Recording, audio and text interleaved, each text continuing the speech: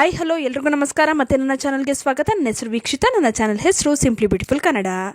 ಇವಾಗಂತೂ ಚಳಿಗಾಲದಲ್ಲಿ ಕೀಲು ನೋವು, ಜೀರ್ಣಕ್ರಿಯೆ ಸಮಸ್ಯೆ, ಶೀತ ಮತ್ತು ಕಫದ ಸಮಸ್ಯೆ ಸಾಮಾನ್ಯವಾಗಿರುತ್ತೆ.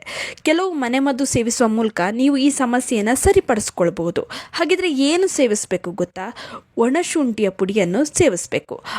ಒಣಶುಂಠಿಯನ್ನು ಹೇಗೆ ಸೇವಿಸಬೇಕು ಅಂತ ನಾನು ತಿಳಿಸ್ಕೊಡ್ತೀನಿ.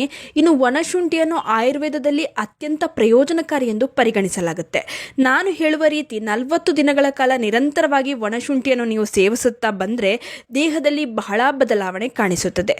ಒಣಶುಂಠಿಯಿಂದ ಜೀರ್ಣಕ್ರಿಯೆ ಸುಧಾರಣೆಯಾಗುತ್ತದೆ. ತೂಕ ನಿರ್ವಹಿಸಲು ಇದು ಸಹಾಯ ಮಾಡುತ್ತದೆ. ಶೀತ, ಕಫ, ಕೆಮ್ಮಿನಂಥ ಸಮಸ್ಯೆ ನಿಮ್ಮಿಂದ ದೂರವಿರುತ್ತದೆ. ಕಫದ ಬಾಧೆ ಯಾವತ್ತೂ ನಿಮ್ಮನ್ನು ಕಾಡೋದಿಲ್ಲ. ರೋಗ ನಿರೋಧಕ ಶಕ್ತಿಯನ್ನು ಇದು ಸುಧಾರಿಸುತ್ತದೆ. ಹೊಟ್ಟೆ ಉಬ್ಬರವನ್ನು ಕಡಿಮೆ ಮಾಡುತ್ತೆ. ಗ್ಯಾಸ್ಗೆ ಉತ್ತಮ. ಅಜೀರ್ಣದ ಸಮಸ್ಯೆ ಕಾಡೋದಿಲ್ಲ. ಹೊಟ್ಟೆ ನೋವನ್ನು ಕಡಿಮೆ ಮಾಡುತ್ತದೆ. ಹೊಟ್ಟೆಯ ಕೊಬ್ಬನ್ನು ಕಡಿಮೆ ಮಾಡುತ್ತದೆ. ಒಣಶುಂಠಿಯಲ್ಲಿ ಉರಿಯೂತ ನಿವಾರಕ ಗುಣವಿದೆ. ಚಳಿಗಾಲದಲ್ಲಿ ಸಾಮಾನ್ಯವಾಗಿ ಕಂಡುಬರುತ್ತಲ್ಲ, ಕೀಲು ನೋವು, ಗಂಟುಗಳಲ್ಲಿ ಊತ, ಹಾಗೆಯೇ ಸ್ವಲ್ಪ ನಡೆದ್ರೂ ಕೂಡ ನಡೆಯೋದಕ್ಕಾಗೋದಿಲ್ಲ, ಕಾಲಲ್ಲಿ ತುಂಬಾ ನೋವು ಬರುತ್ತೆ, ಮಂಡಿ ನೋವು, ಕೂತ್ಕೊಳ್ಳೋಕ್ಕಾಗೋದಿಲ್ಲ, ನಿಂತ್ಕೊಳ್ಳೋಕ್ಕಾಗೋದಿಲ್ಲ, ಸ್ವಲ್ಪನೂ ನಮ್ಮ ಕೆಲಸನ ನಾವು ಮಾಡ್ಕೊಳ್ಳೋಕ್ಕಾಗೋದಿಲ್ಲ ಅನ್ನೋರು ಕೂಡ ಇದನ್ನು ಸೇವಿಸೋದ್ರಿಂದ ನಿಮಗೆ ಬಹಳನೇ ಪ್ರಯೋಜನ ಸಿಗುತ್ತೆ. ಯಾಕಂದರೆ ಇದರಲ್ಲಿ ಆವಾಗಲೇ ಹೇಳ್ದಾಗೆ ಉರಿಯೂತ ನಿವಾರಕ ಗುಣ ಇರೋದ್ರಿಂದ ಇದು ಗಂಟುಗಳಿಗೆ ಶಕ್ತಿಯನ್ನು ಒದಗಿಸುತ್ತೆ. ಹಾಗೆಯೇ ಬೇಗನೆ ನಿಮ್ಮ ನೋವನ್ನು ಕಡಿಮೆ ಮಾಡುತ್ತೆ. ಇನ್ನು ಮಹಿಳೆಯರಿಗೆ ಬಹಳ ಒಳ್ಳೆಯದು.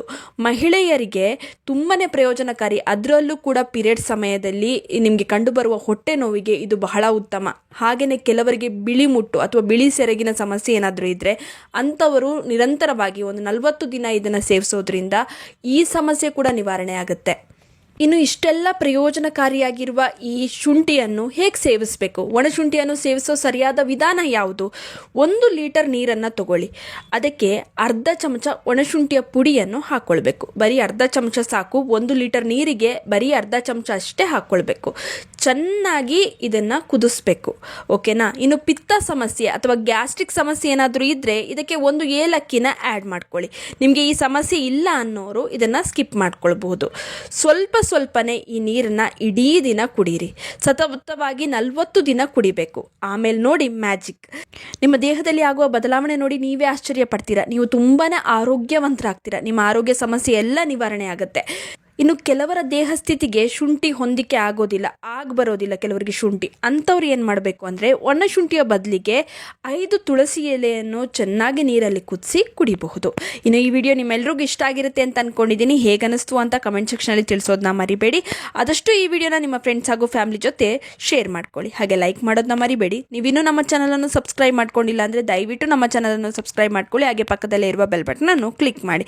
ಹೀಗೆ ಪ್ರೋತ್ಸಾಹ ಕೊಡ್ತೀರಿ. ನಿಮ್ಮೆಲ್ಲರಿಗೂ ತುಂಬಾ ಥ್ಯಾಂಕ್ ಯು.